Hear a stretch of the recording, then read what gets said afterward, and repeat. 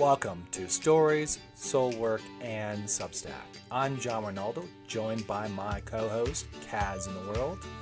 Each episode we share real stories, honest conversations that connect us through creativity and truth. Before we begin, please remember our discussions are based on personal experiences and not a substitute for professional advice. Now let's dive in.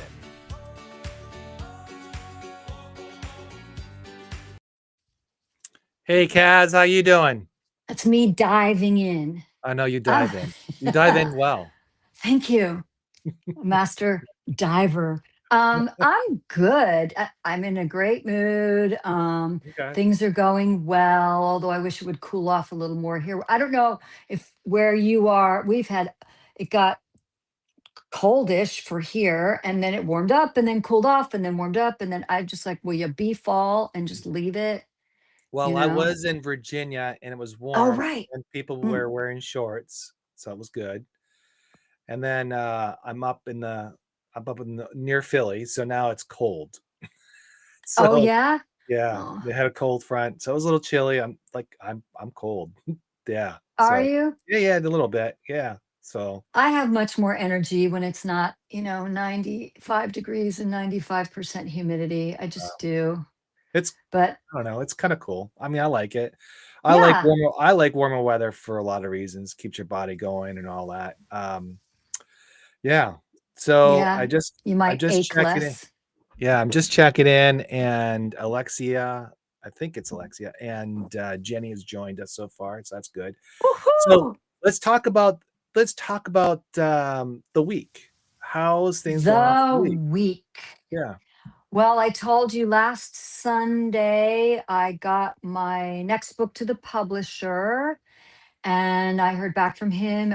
Everything was good. My designer just finished my cover today, got that to the publisher. Um, what else is happening? Well, we've got you and I have another Thanksgiving coming up next week, Yes, we our do. s- our second in 2 months, Uh, and yeah.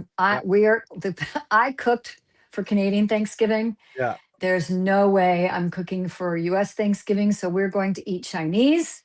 Me Oh, and my husband and my son and his girlfriend, and then who decided my that? Who decided eating that? Who decided Chinese food? who do you think? Okay. And everybody was cool with it because everybody loves Chinese. Okay. But and I make salad hors d'oeuvres reservations and I warm stuff from the fridge. My husband says I do cook, but more than 5 or 6 ingredients, and I get dizzy and lose consciousness. So I just never, my mom never instilled in me the joy of cooking. She didn't. She was quite OCD, and she didn't allow others in her kitchen. We could help make the table, and she was notoriously very anxious for holiday meals. So that was fun, Yeah. but goodness love her, rest in wherever you are. Hmm. But yeah, and Christmas will be, oh, there's two sides of the family. My son, his girlfriend, her mom, who I'm good friends with, and then my sister-in-law is coming from California, and my husband. So all six of us will have Christmas meal. And but yeah, that's all. Wow. Yep. That's a My lot. son's daughter is coming into town. No, my son's daughter. My husband's daughter is coming into town, my bonus daughter. And she's a renowned WNBA and college basketball referee. I mean, one of Oh, the wow. best there is. So she's got two games near us. So we're going to see that. I can't wait. I love live sports. I'm not too much for watching them on TV, but I love them live. So, Gotcha. and that's my week. What about you? It's been fun. Yeah, yeah. You use the word fun like I do. Yeah, that's Yeah. interesting, or that's fun. Yeah. I I mean, know we've been discussing that. it's been a busy week. We're working on a bunch of other projects on the side, and I'm looking forward to see if we can get those things materialized. That's our hope. And then from Indeed. there, we want to, I've been working on the show, been working on my writings, all that kind of stuff. That's been kind of like taking some time away. Mm. So working on those. Other than that, things are good. I had a busy weekend. Like I said, I drove down to Virginia, drove back up in 2 days. So it's down. Mm. Didn't come home late last night till about 1 o'clock. Oh boy. Yeah, and then by the time you get settled in is around 2. So yeah, but I did have an interesting week though on Substack. I think Saturday. Saturday, Yeah. I just Do had enough. tell. I had enough of the politics. I had Yeah. enough of all those fascist comments and innuendos. And I just want just to let you know, everybody, I want this to be a friendly, free, fun like zone where we don't need to start. Politics is in our lives everywhere, and I don't have a problem talking about politics. I have no problem talking about historical content related to those type of events and all that. But I don't want to be drowned down every single day, and that was happening on my page every time I saw people. So I Oh boy. I posted that program alert, and someone even questioned the headline. Why would you say program alert? It doesn't match. And I was like, I was being sarcastic in some ways, but that's okay. Anyways, long story short, that was happening, and then I kind of just said, I said what I said, and I've got a bunch of trolls that came out and just started to put a bunch of stuff. No surprise here. And that's the thing. I mean, like you said, we are ensconced in politics all day, every day. It's all around us. I mean, I'm tired of it. Aren't you tired of it? it's exhausting, and I Right, try to keep as far away from it as humanly. I know what I need to know when I need to know it. right. That's all that matters to me. And the thing is there there needs to be some spaces that can be politic free. Like here, we don't focus on politics. That's not what we're doing here. That's We're about human focusing connection. That's what it human is. connection, our being, our spirit, our Artistic. soul. Our artistic. Art, Yeah, writing, yeah. yes, creativity. I mean, we creatives are not being supported in the way they need to be supported. And Right. things like the National Endowment for the Arts lost a bunch of funding for newer creatives or those that need a leg up. And so much of arts are being obliterated. And the thing is that I believe the arts and humanities are just important as core, in schools, in elementary, middle school, junior high, high school, uni. It's just as important as your English, your math, your Mhm. science, history. The arts are important, and maybe not everyone is going to be some sort of artist. And the arts is um, has a broad definition, but we are Yeah, touched by I the mean, arts. it's Hand-to-eye coordination for children. I right. mean, just helping children learn how to, Well, you it's know, just for me, it's just a peace of mind that I don't have to worry when I come it on Substack. is I don't have to worry about all that stuff. Now it's been infiltrated. Now you can see it coming through. It's seeping through, but I quickly block people now. I don't have time for it. Don't want to deal with it. I don't want my algorithms to kind of go off in that world because once you get in that no, world, you can't get out of it. yeah, Uh, exactly. and it just hurts. We're just our families, our friends, We're everything's just like, bombarded. We're totally yeah. bombarded. So yeah, but the benefit is that a lot of them came out and I blocked them all. So it served a purpose. Um, You're allowed for your Substack to look the way you want it to look, and to attract and collaborate and connect and communicate with the types of people that are drawn to your work. I feel the exact same way. And but what I call the big platforms, um, they can have that. They can yeah, have all of that chaos. And a just lot of people, I please was don't pollute it. discussing.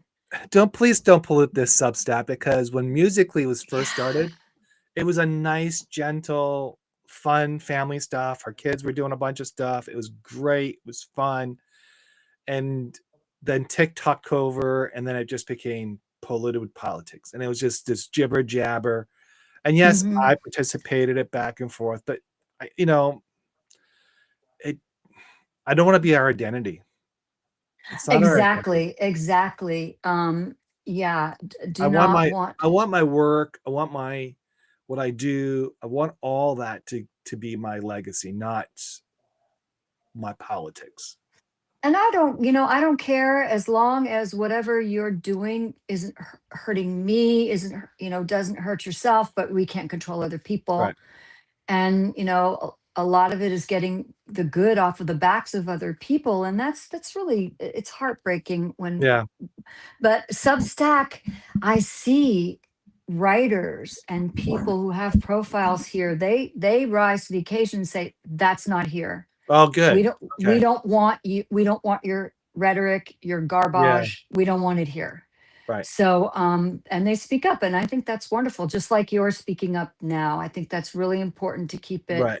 growing, but not becoming a place where we're having to constantly bob and weave and all of that. Oh, exactly. So one other programming note that I want to put in, sometimes people ask me, we see you look away and all that. Well, I'm trying to also manage the communication on all the platforms. So that's one of the things. Um, And the Another, people that are chatting, the I can't chatting. see that since So you're in the control sometimes, room. sometimes I go into the back room and I kind of like maintain there. So that's what I'm kind of doing. So if anybody's asking the questions. The other thing I want to bring up is we have a lineup coming up for the rest of the year. We have Yeah. Lynn Broderick on next week. And we also have we had a reschedule this weekend. Susan Reed. Oh, Remember Sue Reed. Oh, Sue Reed, yeah. okay. Remember we had to reschedule her and for next week. So For the 22nd. yes. So we got her for next weekend. And The 22nd, this yeah, coming Saturday. Saturday. Yeah. And Yes. then on Monday, we have Lynn. We're back to our normal programming. That's going to be a special program. And then Yes. on December 1st, we have Sarah. Sarah is Sarah Oler, is that yes, it? Yeah, okay. that's right. And she's kind of cool. Her background is about broadcasting, news, and all that kind of stuff. That's And, very cool. and she walked away and she gone into the world of, I think, writing and self-discovery, things like that. And then our friend 100 Tomatoes coming back on the 8th. And then we have our friend Tracy Edwards comes on the 15th. And then we have our final show on the 22nd. For That the is year, for not the year. final. Yeah, for the year. For the And year, our wrap up. our wrap up, and then we'll be on vacation for 2 weeks, and we'll come Hiatus, back. yeah. Yeah, Mhm. we'll be back in next year. And the reason why we do that is because we're preparing for the next season. We want to make sure that we're ready for everybody, and everything else like that. And So we're booked through until February, so yes, that's really cool. But we yes, also need time to enjoy the season yeah, and to refresh our batteries, because you do copious amounts of work on the show. I do a lot of work on the show, so it's yeah. natural that we take a break, and then people can have something to look forward to. So yeah, that's basically it for our programming for the next couple months. And our Yay! guest today is Destiny. She actually did something for me. She actually did the audio for this book. I don't know if you guys can see. It's the Oh Quiet yeah, Miracle. Destiny Curtis. Oh, Yeah, for yeah. she did this. So she's coming to come on here shortly. We'll bring her in. And the cool thing about her, I met her through ACX. Is that right? That's how you say that? ACX, yeah. ACX. Not So I met her AXC, through. ACX, yeah. So through there, what you do is you throw it out there, and then whoever bids on your book, they'll start producing it for you. And she was one. I really liked her voice because it was sincere. And the cool thing is, we're both in the area of where we live in the Philadelphia area. Oh, So she oh was, wow. yeah. So it was kind of cool. But so we're gonna bring her in. You okay with that? Let's She's bring her here. in, So yeah. Destiny Curtis. Hello. Hey, Destiny, how are you? There I'm she doing is. well. How are you? Good. So I kind of just roughly introduced you in the best I Yeah. could as the narrator of The Quiet Miracle. Kind of give us a little bit of a scope of who you are and just a little background. Well, I'm a military brat. My dad was in the Navy, and so I kind of have a unique history where I was born in Japan and Oh wow. I've lived in Florida. I was I was raised in Hawaii for several years. And then I went to high school in Missouri, and I've just kind of been all over the United States. And I now reside in Tallahassee, Florida. Oh, Um, okay. but I currently work for DHS, and thank goodness the government is no longer shut down. And I do a lot of writing and narration on the side, just So to get that creative seed out. I yeah, can't so believe you're in Tallahassee. I'm in Orlando. so Oh, that's I fantastic. so I thought you lived in the PA area. I My don't know. sister does. My Oh, sister, okay. That's okay. she lives in Gotcha. Philadelphia. Yeah. Yeah. Okay. Because I was like, I wonder where the connection was for me. So okay, Yes. good. I'm glad we Yes. clarified that. I have a lot of family in that area. Yes. Yeah. I Okay. am a Steelers fan. Steelers fan. Yeah. Yeah, we're sorry. Oh no. Don't be sorry. I love them. My husband is retired Navy. Oh, So your dad was in the Navy too. So that's yes. cool. Yes. And Yes. he was in Hawaii and Guam and Florida and Texas and all over the place. Yeah. That's it's such a commendable thing. I know I don't think I could do it myself, but you know, he was stationed at Pearl Harbor. I think we were there for about 8 years. And he retired after 21 years in E7. Oh wow. He did very well, yes. And he now does IT. So Oh, good for him. yes. That's good. So Japan. So how was it like living in Japan? I don't remember Japan. We Oh, moved out when I was 2. Mm. But my dad said that I really enjoyed. So I guess the walls of the inside of the houses were made with this really thin paper, and I just really like to punch through that paper. So that's really are I you, don't have any memories of it, but he will bring that up every chance he gets. so you're an aggressive child then? I guess I just really thought it was super fun to just whack a hole in the wall. You're playing whack-a-mole. You were playing Yes. whack-a-mole. That was I wonder if it was one of those tall, thin. I don't know if you've seen them because space, especially in Tokyo, is so at a premium that they'll Mhm. have these houses that are just as wide as a driveway and they go up. And then they've got like 4 levels of stairs and you live in between that. And I don't know. It was in the 80s. So okay, it's it's been I just turned 40 on the 7th. So it's been a little bit. congrats. Thank Happy you, thank birthday. you. But I don't know. All I know is that he'll tell that story on Thanksgiving probably. He likes to bring that one up for sure. Well, you'll have to record him when he does it and then send it Yeah. to us. I'll definitely do that. So tell us a little bit this journey. Like, so you did the Quiet Miracle. First off, Yes. you obviously did the read and all that.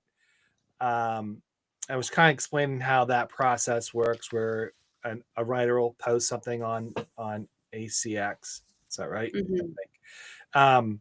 And then from there, we have a bunch of bidders come in and talk, or a bunch of other voiceovers will come in and start asking if they can, they'll start making a little bit of a read. And maybe just kind of like, what's your experience from that end? From a writer end, I don't see your end. So how does that Sure. work on your end? So ACX is very user friendly. I went in and made a profile, and on my profile, I just narrated some little snippets, some samples, actually of my own writing, and put them up there. And then you can try to find a project, and you can customize it to specifically what you're looking for. You can filter out things that you're not looking for, certain genres, and go from there. And then normally what'll happen is if there's a title that catches your eye or something, you can click on it and look at the audition script and make a sample for that writer specifically using their audition script and submit that and see if you get a bite. And how's that been going? Like, are you seeing are you submitting a lot of requests, or how does that? I do. I think I probably average about 10% of my auditions end up going into contract and Wow. getting completed. And then I've also had a couple of people just reach out to me because they've happened upon my profile and liked the samples. So there were a couple that I didn't audition for, but they reached out to me. And so that was really exciting because, like I said, the samples are from my own writing. So I like that they like it. But yeah, it's definitely an interesting experience, one that I really enjoy. And like I said, it's very, very user friendly. So beginners, I'm definitely what I would consider a beginner. It's easy to use, and I plan on doing it for a long time. Do you have an in-home studio that you've put together? So I have my sound studio, which is my closet. Oh yeah, So those are the best. Those whenever, are absolutely the yes, I'll best. tell the Absolutely the girls, best. I have 3 kids, and I'll say, "Hey, I'm going to my sound studio," and they're like, "All right, mom, bye." And it's just going to my closet, but Yep. it's great. I love it. I love it. So And why is it the best? Why is it the best area to do that? the clothes will absorb sound. Oh, So, and it's normally there's no windows in a closet. So it's the best soundproof room that you can usually find. okay. So, and then I've soundproofed it a little bit more as well. I put some stuff on the walls and on the floor, and yeah. So the It closet is, is number yeah, it's one. truly the best. I've done about 75 voiceovers myself, but mostly commercials. Oh, cool. And the ones I recorded, the last ones I've recorded were recorded in my closet because typically you'd have a room, a small room, Hmm. unless you do a lot of work, and you'd have those foam baffles on the walls. Some people Yes. put carpet on the walls, et cetera, and so forth. And the closet is just the perfect place. It's just dead enough, but not too dead. Because Hmm. you have a live room where things bounce around. That's a live room, and you hear it's kind of like echo. And then you have a dead room where it's just flat, and it's not either. It's just really in the pocket. So good for you. And was that recommended to you, or you just figured it out? I did do a little bit of research before I started my narration journey. And I don't know if we can name names, but I kind of latched onto this one specific YouTuber, and I just went Mm, and You can used announce. You all of can. her. Okay, doesn't it's matter. Yeah. voiceover Angela. Okay. I watched all of her videos. She does a lot of recommendations, especially for newcomers, and I really felt like her information was very useful. And yeah, I Yeah. did. She recommended to just kind of get your feet wet. Don't do so much research that's all you're ever doing. So I took that advice, and I went in and really went in not knowing a whole lot, but it was just enough to kind of get myself in the door. And I got a contract right away, which I was very grateful for. And then I had to figure out what I was doing after that. So yes, I really appreciate that she said that. So What You know equipment the. are you recording on?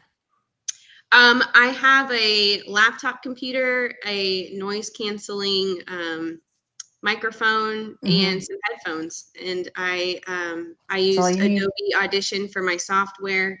Highly recommend that. It's also Hmm. very user friendly. Hmm. It's very easy to learn. Hmm. Good choices. Thank you. So what got you in there? Like, I don't think we talked about it. Maybe we did, but how did you start to think that this is what you wanted to do, or was this just something you came upon?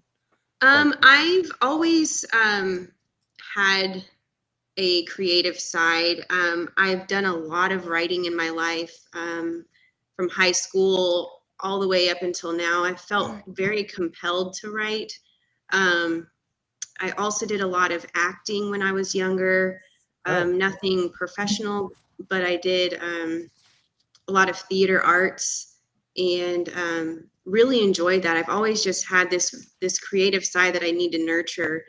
And a few months ago, I saw a coworker just reading a book, and I just thought to myself, I wonder what narration is like, because a lot of times when we are at work, it's not something that we're able to do is just pick up a book, and it would be a lot easier to be able to just listen to it. And it just kind of, I get down the rabbit hole sometimes. I do a lot of internal thinking, and I just wanted to research it and see what it was about. And that's when I found VoiceOver Angela. I started looking into her videos, and I realized it was not only kind of a simple thing to do, but pretty inexpensive to start. And I felt like it would nurture that creative side of me that I just need to get out there sometimes. And that's really what started me on this journey, was just looking at my coworker reading a book and then just going down that mental rabbit hole. Did you find Jim? I'm just kidding. There's a TikTok trend where the guy goes, I went down the rabbit hole and Jim is there. Jim is there. Who is Jim? I don't know. I don't know who Jim is. Someone you find. Not Mike, not Jeff, Jim. Jim. Okay. So I'm going to see if I can play this, your voiceover for the book. And Ooh, yay. it. So I'm going to see if I can play this. Let's see if I Woo-hoo. and let me know if you can hear this. Okay.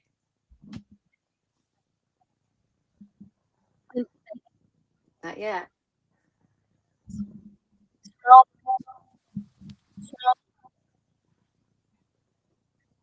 Okay.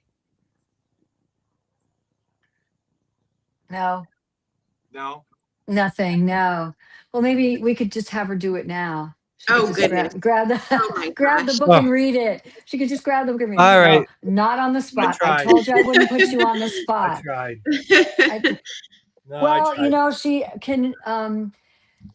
Have you released any excerpts of it, or well, you said you're not really on any social media like Substack or you said you're on I'm not. Facebook, but that's private and personal. So I'm also fairly new, and I don't want to just assume that I'm allowed whenever I complete a contract that I'm allowed to use people's you're work. not So I really. don't. Yeah. So Yeah. I haven't trying to tapped into that at all. You could but put your own stuff up there, I right? can. You could. Yes. Yes. You could put you could read for yourself and or something that or you read your own writing, obviously, which I've done many times in the past, is read my poetry, and people enjoy that. I love to hear the artist's voice interpreting what they wrote, Their own work. because Yes.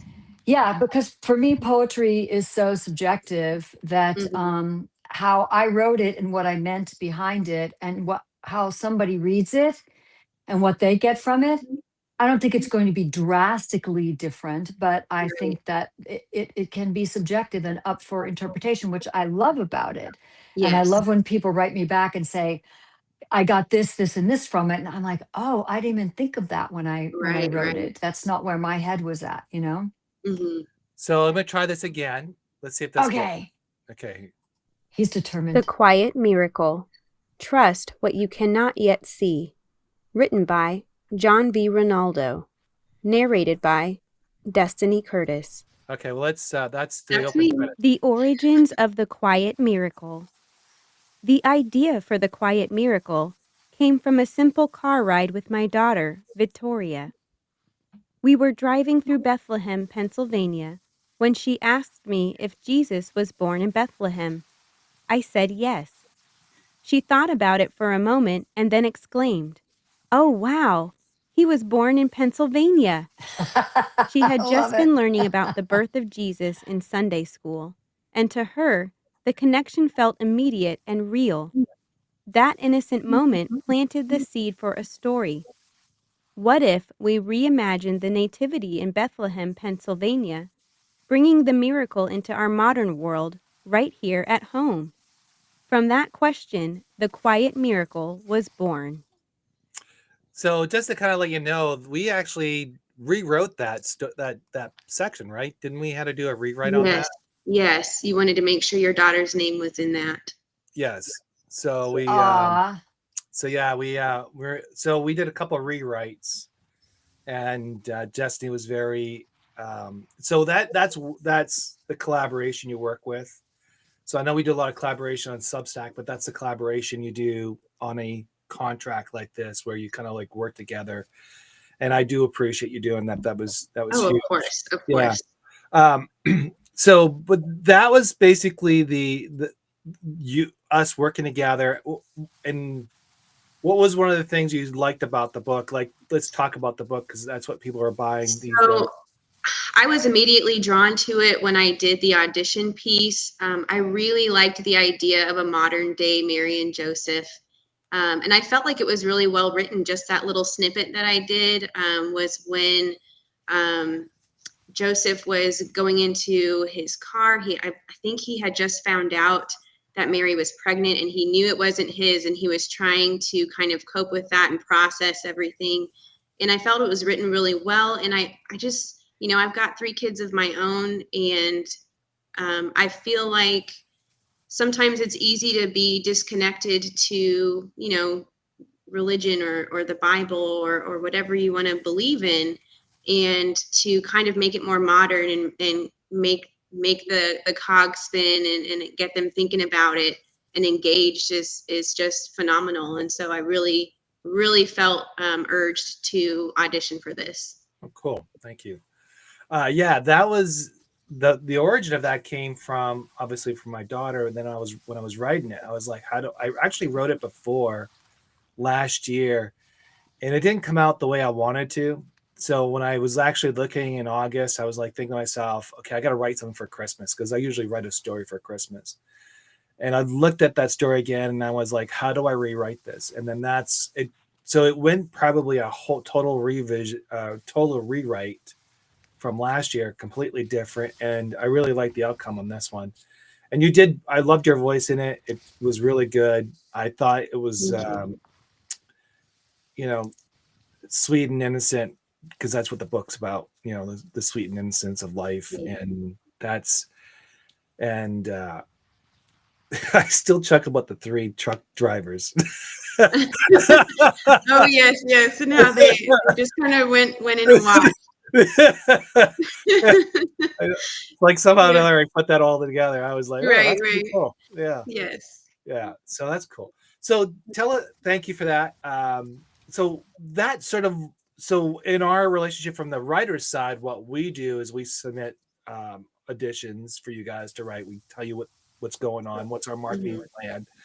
Because after that happens, we have to start marketing it and so forth. And one of the things I do is I in my profile, I said I have Substack, I have X, I have this and this, and this is where I'll start throwing things to help market the book. Mm-hmm.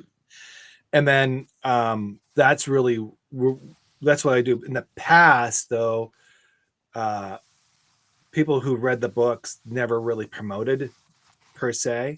Right. And it was pretty hard to kind of get things going. Not that they weren't good. It was just like I did all the marketing and I did all the advertising and all that, which is my book. I want to make money off of it and get it out there. So I'll do that. So in your experience, how's that working with you on certain creators out there? Are they fully telling you that they're going to handle all the marketing, or they're expecting half and half? What's the mix? It's not really discussed much. It's kind of a fend for yourself type of thing. Once the book is narrated or the piece is narrated, at that point you submit it. The contract is through. No one has really asked me how or what my ideas would be for marketing or how I would intend to do that. Except for you. I know that you had asked me to share the link. Yeah. And I am That's fairly not new standard. to narrating. Yes. John's a different animal. That's not, it's usually you're the artist. You make the product, and then they tell you to go away. You're done. You take your paycheck, and that's it typically. Yeah. Yeah. because they don't want anyone else involved in their project, because they like to be completely and totally hands-on. And It's their what baby. yeah, I mean, the talent certainly can say, or does say, I just did a narration for this Mhm. book for this person, and I feel really good about it. Please check it out. You know, for me and for the author. So that's, I mean, I think that's the most I've ever seen a lot of talent really be involved. But yeah, it's just to talk themselves and their project up, Hmm. you Yeah. know.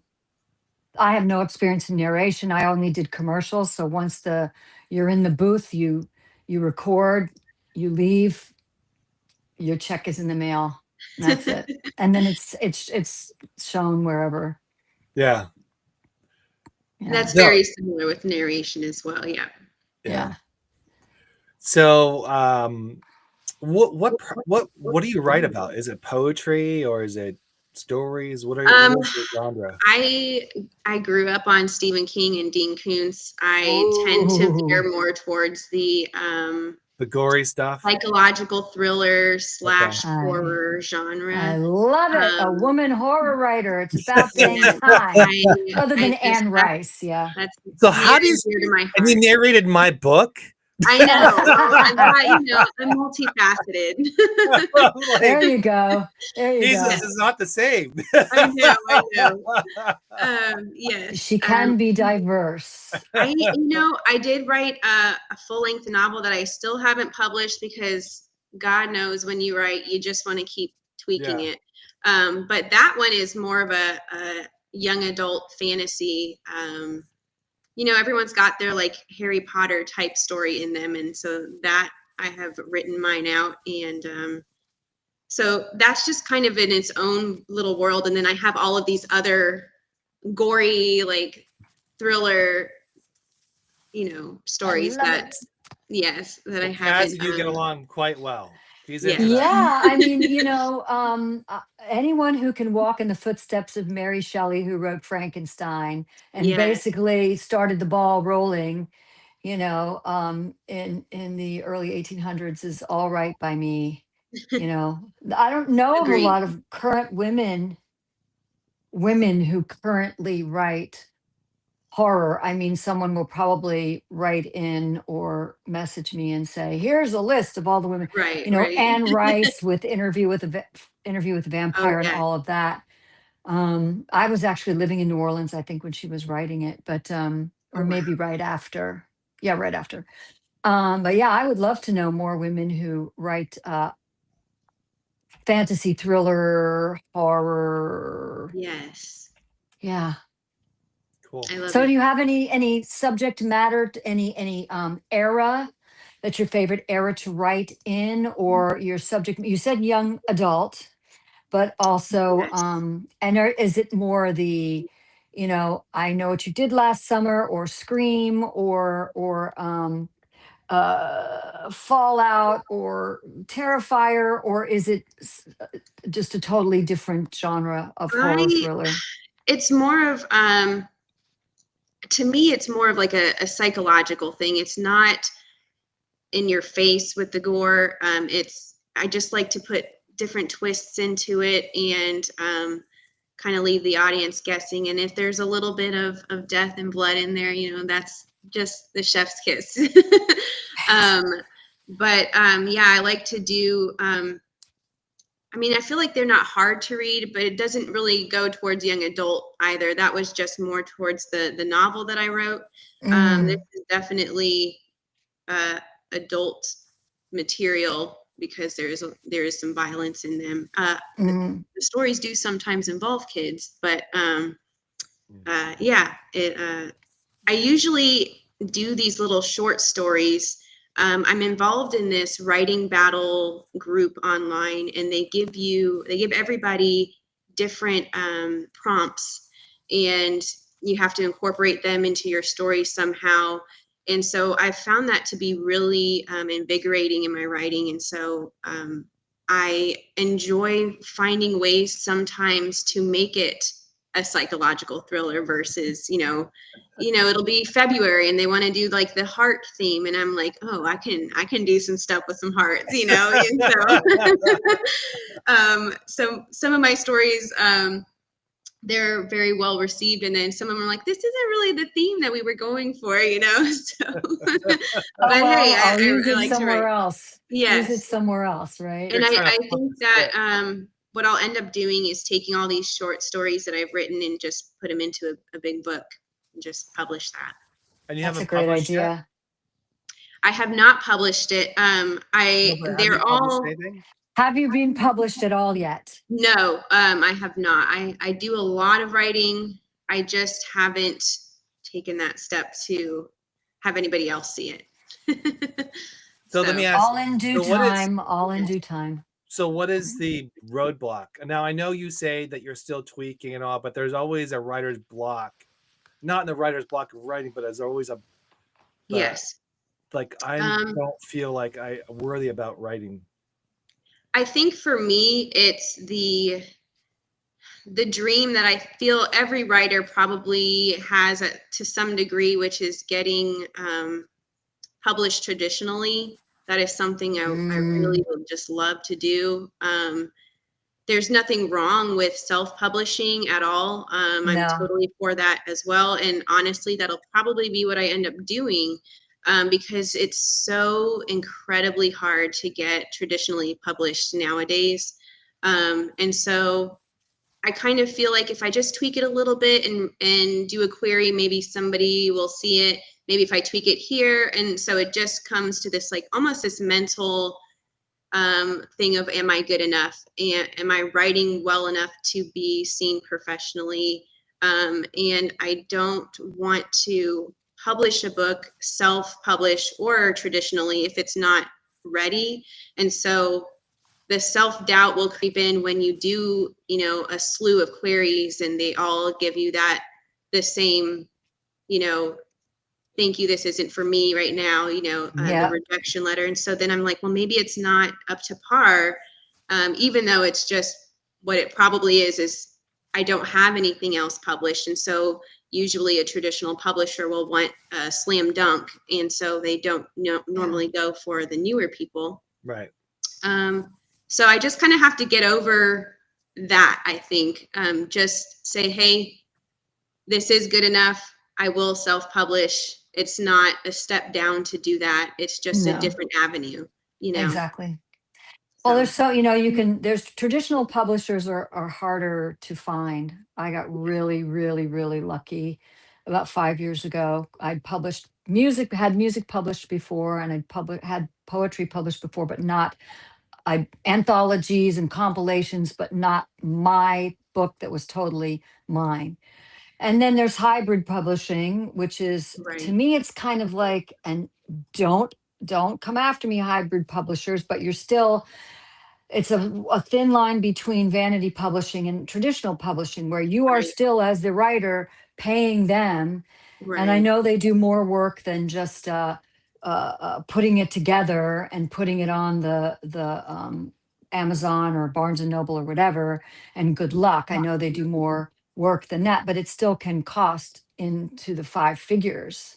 And then you will have self-publishing, and then you have the vanity publishing, which is basically, there are many, many publishing houses where basically, so they can put their publishing house name on the back of your book, and you pay them a lot of money just to see your book in print, and they do nothing. So sometimes it's just the luck of the draw.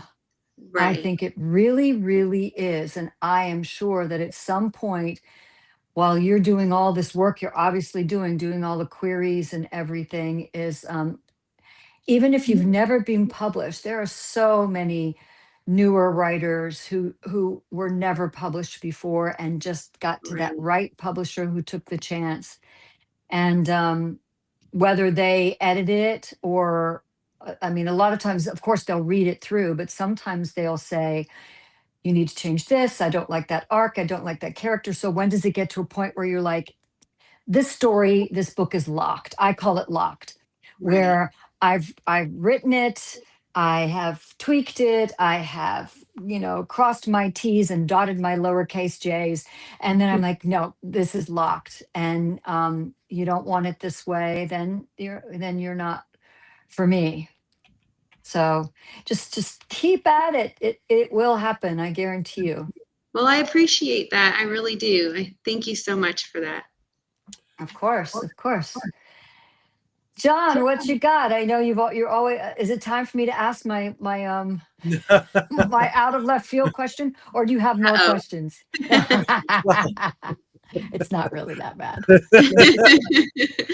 No, I was just sitting there thinking about the challenge of writing and the end of publication and trying to get that out there. And I was trying to think about my time and how my first 2 books I published were not my best, and I keep thinking I should go back and rewrite them, like I've done The Quiet Miracle, because I think I'm a better writer now than I was back then. And I published it knowing it wasn't. I know publishing it. I published it because that was the best I could do at the time, Mm-hmm. and it wasn't something that was a reflection of who I was. It was just me taking a chance and just saying I'm going to publish it. Now, I mean, I sold a few copies here, probably to family and friends, blah blah blah, and probably other people bought it as it sat there, and they're still on my Amazon list. But I keep thinking I go back and I'll rewrite them. I was also thinking about you and thinking about how Substack actually helps me write, because now yeah. you say you write about all these little small stories, Mm-hmm.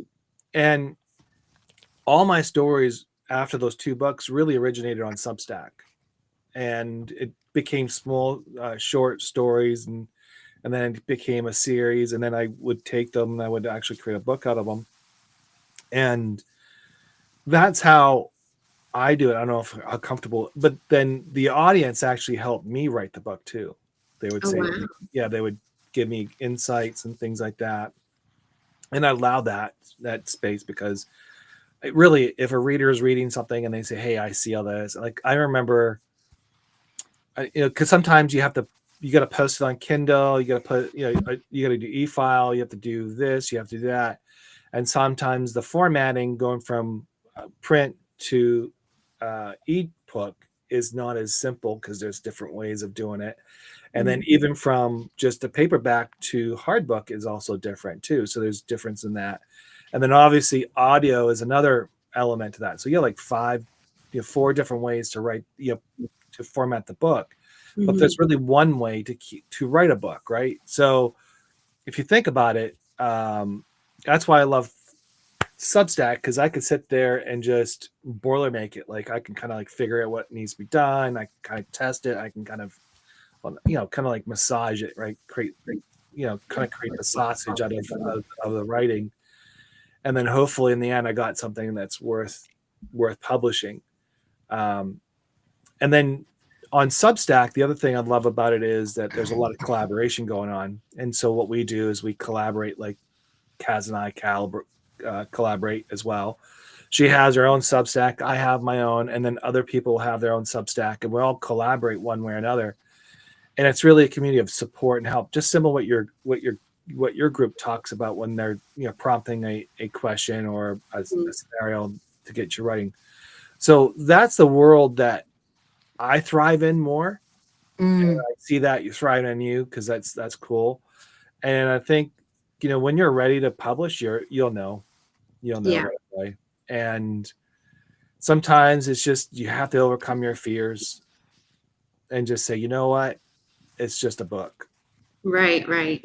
And then you can always retweak it. You can always enhance it or use that as a stepping stone moving Do forward. a second edition of Right. it, first edition, and then tweak it or whatever. But Substack is really good for, I've put out 2 poems as of late that appear in my upcoming book, just to get response. And I decided to put them ultimately in the book because they got a really good response. I mean, I don't have a gigantic subscriber follower base, but Substack is not just about that. It's about connection and communication and bolstering each other, supporting each other.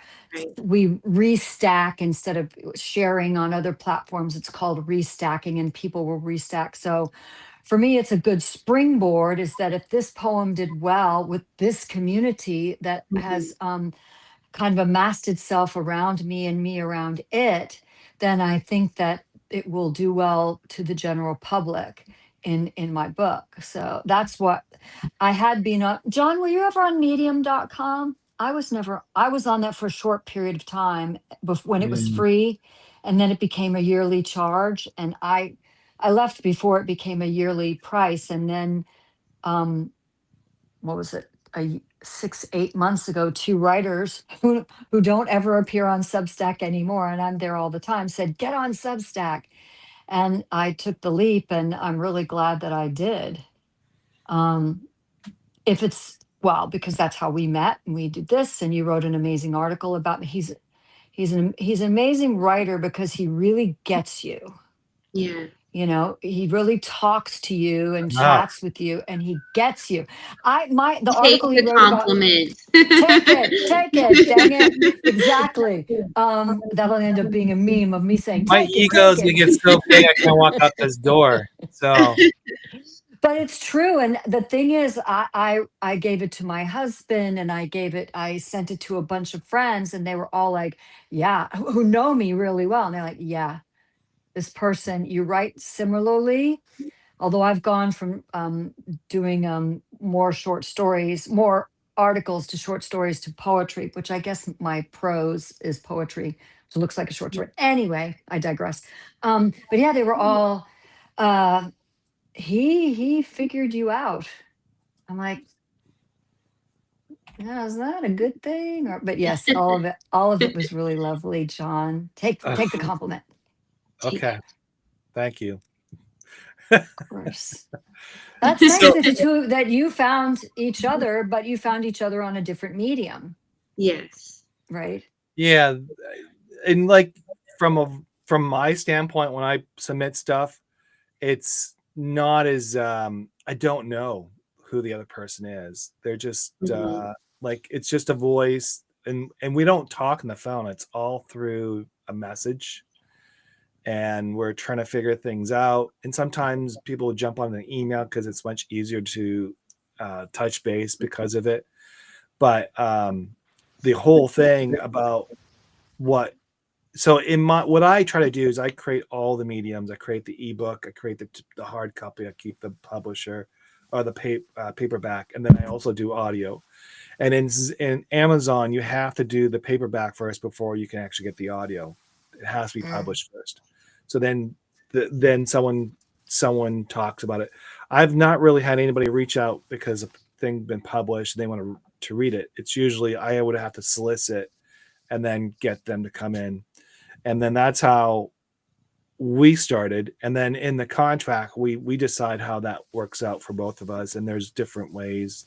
It will show you in the, Amazon pretty smart about this. They've really figured it out how to do it. Very simple, very quick.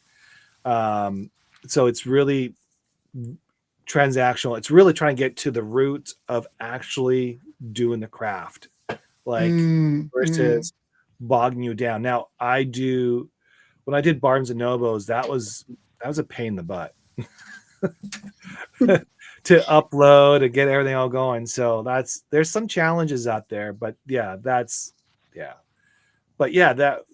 really, that's really what happens when it comes to Amazon and writing and stuff like that. And then the audio, everybody who's done my audio, there's always been a different person on there. It's not the same person, which is kind of cool. Now there's a difference there now now they're allowing AI to read people's books. How do you feel about that? Oh, Yeah. There's an option there. I didn't know that. I feel like they had me sign some sort of thing that confirmed I was not AI. Although I have had somebody cancel my project because they thought I was AI. So Oh, we did cancel because of that. Interesting. Yeah, It's so obvious though. AI, when you listen to voiceovers on videos on YouTube or someone right. narrating, I mean, not someone, something narrating, to me, it's still incredibly obvious that it's AI and that people let it go because there are mispronunciations. The timing is just Mhm. not great. Right. The timbre of the voice or just the way that it is interpreting the material is Yeah, sorely lacking from the human touch. I I agree with that. fully believe. well, Yeah. on Substack they do AI. There's a voiceover, and you could tell it doesn't pronounce the words correctly. But even though it's a nice calm voice, I have Oliver. That's my narrator. Oliver. Oliver, and you could tell some of the words he pronounces, he butches it. But Oh my I gosh. mean, that's the cool thing about Substack is you could do your own voiceover, or you can have an AI voiceover, and that can be done either way. So yeah. So what's going on with what's your next project? You got things going on. I was just checking to see on Substack how many narrations you've done. You've done 2 by the looks of it, right? Is that correct? I've done, I think I have completed where ACX has um, blessed it and let it go into to where can be published. I think I've done 5 of those, Oh, okay. and Mm. I have 2 more that are waiting for their blessing, and then I have one that I am currently doing. This is my longest one, and then I'm also, one of the previous projects I did, the writer um, has me doing a YouTube meditation on the side for it as well. Oh, Oh, wow. I've cool. got 2 That's different great. things. Yes. That's cool. Yeah, it's really neat, all the connections that I'm making, and I really enjoy doing this. And at some point it will be my career. And Well, maybe I'll narrate my own book one day. We'll There you see. well, yeah, go. There you that's go. cool. I, yeah, I was just checking on Amazon here, and all I see is and just the let it me theory. Is that you? Oh, the let me theory, Let yes. me theory, and then Mhm. I also have the love on the edge. Love on the Edge. Okay, so I will say, um, not about this book specifically, but the the problem that we can sometimes face as a narrator is you do only get that little snippet of an audition, and so you don't see the rest of the book, and you don't know what it's about Ah, or what yeah. its content will be. And so I have noticed that I get surprised sometimes. So I'm just gonna leave that there. But yes, I've done Love on the Edge, the Let Me theory. I've also done from drips to dollars, how to save on your monthly water bill. I've done that. How did you go I, from the let me theory is a multi-million bestseller written by Mel Robbins. I mean, when you got that project, were you hired by Mel Robbins' company or um, so you the know the nothing? You know author nothing. for this one, it might be a different. Yeah, this is It's Amelia Hart. Amelia Oh, Hart. okay. Yeah, because the let me theory, Mel Robbins wrote was huge in like 143 countries. And I was like, you did let me theory, you started at the top. Oh my God. No, I'm still very humble. Yes. No, this No, one's called Let Me Theory: Unlocking the Courage to Live Life and on Your Terms. Ah, yes, okay. yes. There you Live go. life on your terms. On Yeah. your terms. So All right, go it's ahead. coming. My Uh-oh. question's coming. Okay, I'm ready. It's not, I've built it up so much, and you're gonna go, is that it? Really? Okay. Have you done many interviews? Have you done many podcasts? No, this is my first one. Oh, well, then this might not even be be relevant for Oh her. no. No, he's shaking his head. You got to come up with a Yeah. new one then. Please hold. Oh no. She got stumped. Talk amongst yourselves. Talk amongst Get a yourselves. sip of No. wine. Well, I could ask her what her favorite spoon is, but come on. I mean, I have a favorite spoon. And actually, one of our upcoming and when I asked the question, John did exactly what he's doing now. He rubbed his face with his hands. And I was shooting in my kitchen, and I was looking through the drawer, and a teaspoon for tea, the one with the long Mhm. handle. Yes, So we have yes. another guest coming up who said she has a favorite spoon. And Oh, so it wasn't such a stupid question, John. You know, I um, do fight my fiance sometimes because he has his favorites, which are the bigger ones, and I like the little spoons.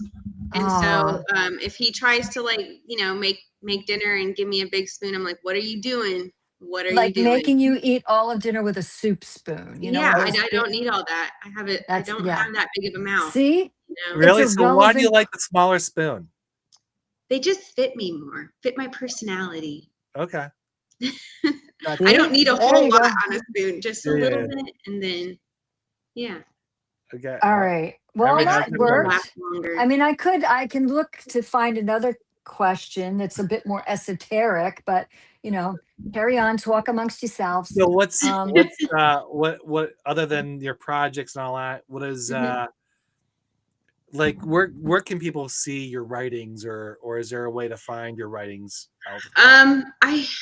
I do put them online, but you have to be I think you have to be an active member to be able to see them. Um, so I haven't really opened anything up publicly. I've got a Facebook account Yeah. where you can definitely like request to be my friend, but there's not really a lot of Well, maybe I we get really you on don't post on Substack. it much. Yeah, I could definitely. ah, I need to be making. That's probably the next step that I need to be taking because I am getting a decent amount of traffic and narration opportunities. So it'd probably be a good idea to create something to have a platform to Well, guide. you'll have 2 subscribers right away. Oh, yes, Yeah. well, thank you. of Yeah. And then course. y'all will get one Well as then well. You get and me. and then you have to earn it. Right. No pressure. Right. None whatsoever. I'm No just kidding. pressure. No pressure. Do you have any questions for us, or what has is there anything you think that we And are? don't ask what's in a hot dog because we have no idea. I would like to know because for me, writing, like I said, like ever since I can remember, just being in middle school, high school, it's always just been this core part of me, and I always feel compelled to write, even when I don't have a lot of other things going on, or if I do have a lot of things going on, I still have that just innate need to write. And I just wonder how that is for you guys. Is that a similar feeling, or is it something that you have this idea, and at that point you need to get it down on paper, or how does that work for you guys? Kaz? Okay. I know it's Jo- not a Jo- spoon question, but no, it's an absolutely fabulous question. I think John and you discussed this recently Yeah. offline. I am one of those people that's just inspired all day, every day. I have little bits of paper. I have notes in my phone is crammed with notes. I've written down on, like paper towels. Mhm. I, I, I've had this process forever. And, I was always told, sit down at the computer, and stare at the blank page and just let it flow. And that is the most restrictive thing for Yes, me. It's yes. extremely restrictive. But everybody was instructing that this is the way. And I mean, I've been writing professionally. I was published the first time when I was 14. I'm really, really lucky. And so people telling me this is really the way for a real author, a real writer, a real poet to write. And I'm like, well, there must be something wrong with me because I just cannot do it that way. And then Yeah. someone told me, who was very familiar with my dilemma, that that's the way that Hemingway would write. He would all of a sudden get inspiration and then sit down at his desk for days and hours on end. I think, John, you Yes. said with his whiskey or something, but Oh, no. he had to Or- be inspired and he couldn't just sit and stare at his typewriter. So I felt like, I mean, I'm certainly not Hemingway, but I felt like I was in very good company and it gave me permission to be myself, as it were. I don't need permission, but it was an unsaid permission that I gave myself to be exactly, to write the way I wanted to. That's great, because it sounds like you were given those parameters, and it's just, everybody translates differently, like from what's in their brain to outside. And so I'm glad you were given that permission, whether it be from you or somebody saying, hey, it is okay to do that. And then you're like, oh, yes, it is. Thank you. I do a lot It of was, that as well, because I'm almost never at my computer unless I'm narrating. So a lot of my ideas come from random things, just really random, just like my um, inquiry to narrating, just really random. And then I don't know how my brain works, honestly. But that is good. I'm so glad that you did get that mentor, that somebody said, hey, it's okay to be different. So Yeah, I think writing, yes, we all like we fumble into it in some ways. I mean mhm. that in we I guess stumble more of a, into it. Yeah, yeah, we yeah. kind of fumble into it in the sense that we start something and the process kind of goes, obviously my process is completely different than all of yours because Mhm. I do voice into the notes and I'll start talking into the notes and that's how I'll start generating some stuff. Sometimes um, a picture will inspire me. Yes, even an Mm. AI picture will inspire me. Oh, we'll talk about that Oh later. my goodness. We're going to talk about that later. I So, mean, that's not a or, bad thing, but we or a we have a picture, bone to pick. or a picture, or whatever, and then what I'll do is I'll sit down and I'll write a few sentences, and I'll just kind of like figure out what I want to say. Or there might be a quote that I hear, and I kind of like just do something like that, and I allow this to kind of like um I Simmer. just simmer and process. And then what I love about notes, or what I love about Substack now, when I started there, I talk about the dinosaur days. They didn't have notes, they didn't have podcasts, they didn't have video. It was always you had to get your own people. So that's the old days of Substack. Now you have notes. And so what I do on notes is, because I'm considered a positive pen, that's my pen name on there. So I'm always thinking about positive things. That's what the stories I write. And so I try to write positive notes all day long to help Mm. somebody. But that also helps me to be always in tune to my spiritual stuff or to my creativity, it keeps me going. And then through those moments, I might pick something and I was like, oh, that hit a nerve. Let's dive into that and let's start having a question. So like the other one was it last week was perception. Mm. And I wrote Right. about perception. And people thought, well, and some people had different things, and then Kaz and I were talking about that. Mhm. And the perception was, everybody has their own viewpoint, and it's the same thing in writing. We all have our own ways of doing things. That's our Right. feelings, that's our perception. But I think when you're writing, and this is like sometimes you just got to say that's enough, and just release it and let it go, and just Agreed. but then but the beauty of writing, you can always have a chance to rewrite it. That's Like true. you might go back 6 months from now and you say, geez, I didn't really like how that landed. Let me just fix this, or let me fix that. And then that usually changes. Mhm. Kaz is a little different. Once she publishes, that's it. It's done. It's It's gone. It's locked. I forever. never look back. Yeah.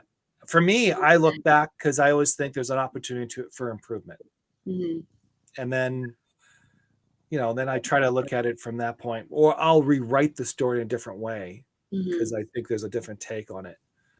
So I write in a sense of what inspires me, and then I'll sit down and I'll write out those stories.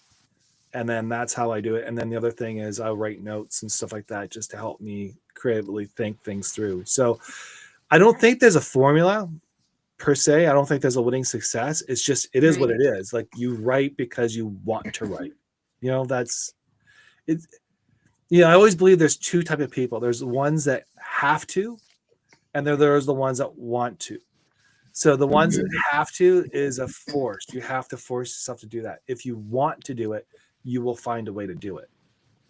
So there's two different ways. Yeah. I don't know if that helps, but yeah.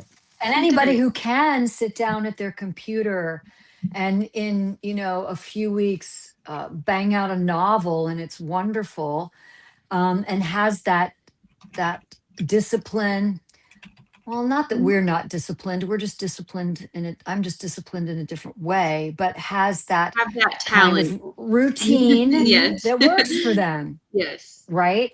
And I really admire that. I would jump out my window if I was required to do that. I probably would not write because I would feel I'm under so much pressure. Right. Yeah. So, I mean, did you hear about Stephen King? This is so cool. Stephen King took a bunch of his short stories and made them public domain, so film students could take his short stories and turn them into short films for free. That is really cool. Wow. That is really cool. Isn't that amazing? That's awesome. I when I read that, I believed it because that's just so very Stephen King. But the fact that it's not just about money for him, and he's so prolific. He has so many books, and most all of them are made into films. But the fact that they're public domain, so these film students can have really good material. Right. Yeah. So kudos to you, Stephen. And good luck to anybody trying to produce them. Right. Yeah. Well, if I think that might have some sort of credence. I'm doing a short film that was Stephen King's, and I have permission to do it. And the only problem that might be is that, if there are any short stories that are extremely popular, that, a lot of interpretation of that same short story could be for sure made into different short films. But maybe once you've licensed it or copywritten it or the film, then I don't think that you're allowed to do that. But well, since you're in this genre of the horror movies, like the psychological crazy, what is your favorite movie of that genre? My favorite movie probably of all time is Pan's Labyrinth. I just love that movie. Guillermo. Yes. Guillermo del Toro. Right on. And I love Guillermo too. He's just insanely just perfect. I love him. And what a heart he has. Oh, I know. He just a lot of his films. I loved Mama too. Yeah. Loved that one. Hobbit, Five Armies, Shape of Water. Oh my gosh, yes. Cool. So, yeah. Well, I mean, we're going to try to get you on Substack. That's number one. So people can start following you and you can start. No pressure. No pressure. I'm going to get on it. Tons of pressure. That's great. Yay.